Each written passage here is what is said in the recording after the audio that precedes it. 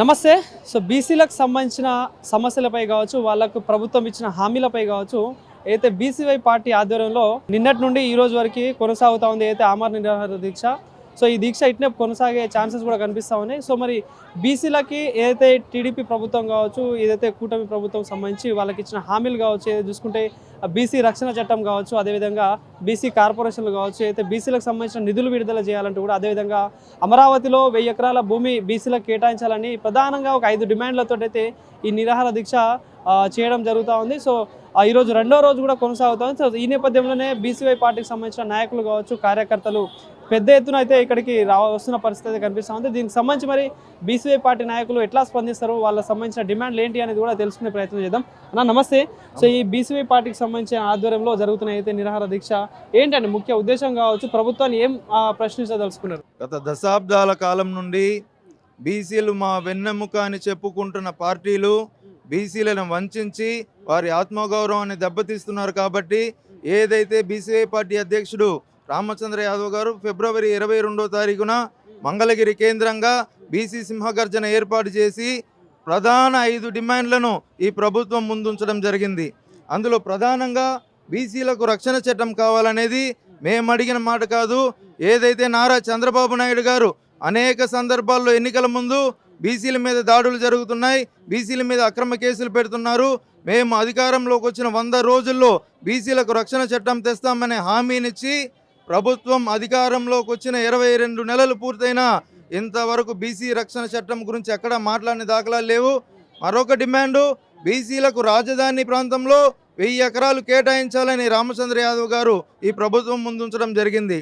నారా లోకేష్ గారు అనేక సందర్భాల్లో వాళ్ళ సొంత కంపెనీలకు, వాళ్ళ బినామీ కంపెనీలకు, వాళ్ళ ఇంట్లో మనుషులకు 5 రూపాయలకి ఎకరా ఇస్తా, 10 రూపాయలకి ఎకరా ఇస్తా, 99 పైసలకి ఎకరా ఇస్తా అని మాట్లాడుతూ వాళ్ళ కుటుంబ బినామీ సంస్థలందరికీ 1000 ఎకరాలు దోచిపెడుతూ బీసీలకు రాజధాని ప్రాంతంలో 1000 ఎకరాలు బీసీ బిడ్డల హాస్టళ్లకు సంబంధించి కానీ ఇతర సామాజిక సంబంధించి కానీ ఒక 1000 ఎకరాలు కేటాయించమని మా నాయకుడు అడుగుతున్నారు. మరొక ప్రధాన డిమాండ్గా బీసీలకు కార్పొరేషన్లకు నిధులు వెంటనే రిలీజ్ చేయాలి అని.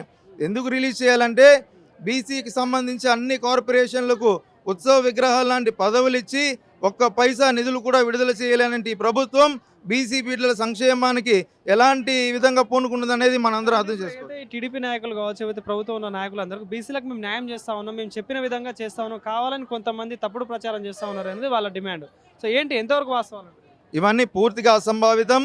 ఏదైతే చంద్రబాబు నాయుడు గారు ఎన్నికలకు ముందు మేము బీసీలకు అన్ని విధాల అండగా ఉంటామని బీసీ ఓట్లతో గద్దెనెక్కి అంటే ఫస్ట్ ఎలక్షన్లు అయిన తర్వాత ఒక 6 నెలలు ప్రభుత్వానికి మనం గడువు ఇచ్చాం. బీసీ బిడ్డలందరూ గడువు ఇచ్చారు. మన నాయకుడు వచ్చాడు, ఏదో చేస్తాడు, ఉద్ధరిస్తాడని 22 నెలలు అయినా కూడా ఇంతవరకు బీసీలను పట్టించుకున్న దాఖలాలు లేవనేది ఈ సందర్భం మనందరికీ తెలుసు. బీసీకి సంబంధించిన నాయకులు ఎంతో మంది ఉన్నారు ప్రభుత్వంలో, ఎందుకు మరి వాళ్ళందరూ కూడా ఈ బీసీల తరఫున కొట్లాడట్లేరు కావచ్చు, ఎందుకు మీ నాయకుడే కొట్లాడాల్సి వస్తుందంటే ఏం చెప్తారు? అంటే ఈ పార్టీల్లో ఉండే బీసీ నాయకులు కానీ ఇతర నాయకులు కానీ వాళ్ళు ఇచ్చే తాయిలాలకో వాళ్ళు ఇచ్చే పదవులకో అమ్ముడుపోయి బీసీల మీద పట్టించుకున్న దాఖలాలు లేవు. వాళ్ళకి పదవులు కావాలంటే బీసీలు కావాలి, బీసీలను అడ్డుపెట్టి పదవులు తీసుకుంటారు. కానీ బీసీల గురించి మాట్లాడే ధైర్య సాహసం ఏ ఒక్క బీసీ నాయకుడు కూడా ఈ రాష్ట్రంలో చేయాలనేది వాస్తవం. ప్రభుత్వం ఇప్పటికే దాదాపుగా 2 ఏళ్ళు అవ్వస్తా ఉంది. ఎట్లా ఉందంటే పాలన పరంగా చూసుకున్నా కూడా, ప్రజా సంక్షేమ విషయంలో చూసుకున్నా కూడా సూపర్ 6 అనే పథకాలు ఇవ్వడం జరిగింది, ఇలా అనేక రకాల హామీలు చెప్పడం జరిగింది. అసలు అమలు విషయంలో ఎంతవరకు సక్సెస్ అయిందంటే ఏం చెప్తారు? చంద్రబాబు నాయుడు గారి గురించి ఈ రాష్ట్ర ప్రజలందరికీ తెలుసు. ఎన్నికలకు ముందు 100 హామీలు ఇచ్చి ఎన్నికలైన తర్వాత ఏ ఒక్క హామీని నెరవేర్చే పరిస్థితి లేదు. ఎన్నికలకు ముందు మేము సంపద సృష్టిస్తామని చెప్పి ముఖ్యమంత్రి పీఠానికి వచ్చిన చంద్రబాబు నాయుడు గారు అధికారంలోకి రాగానే మా దగ్గర నిధులు లేవు, మేము సంక్షేమ పథకాలు అందించలేమనే పరిస్థితిని ప్రజలకు వివరించడానికి ప్రయత్నిస్తున్నారు. తప్పకుండా రాబోయే రోజుల్లో బీసీలే కాదు అన్ని వర్గాలు ఈ కూటమి ప్రభుత్వానికి బుద్ధి చెప్తారనే మాట ఈ ప్రజలందరికీ అర్థమైంది. అంటే దీక్ష తరపున ఒకవేళ ప్రభుత్వం నిజంగా దిగిరాకపోతే ఏంటి తదుపరి డిమాండ్ ఏమంటవుతుంది?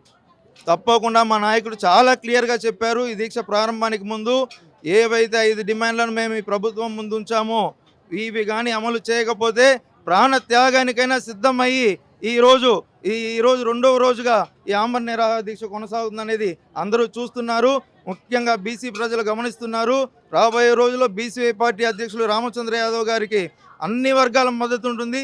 ఇప్పటికే మనం చూసాం, నిన్న మైనారిటీ వర్గాలు కానీ, ఎస్సీ వర్గాలు కానీ, ఎస్టీ వర్గాలు కానీ డైరెక్ట్గా ఇండైరెక్ట్గా మద్దతు తెలుపుతున్నాయి. రాబోయే రోజుల్లో ఇది పూర్తిగా ఇంకా బలపడుతుంది. ఈ సందర్భంగా తెలియజేసుకుంటాం.